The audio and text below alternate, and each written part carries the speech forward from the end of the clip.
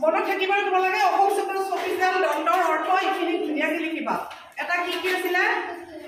প্ৰথমটো আছিলে আশা তাৰপিছত প্ৰেম সাহস ধৈৰ্য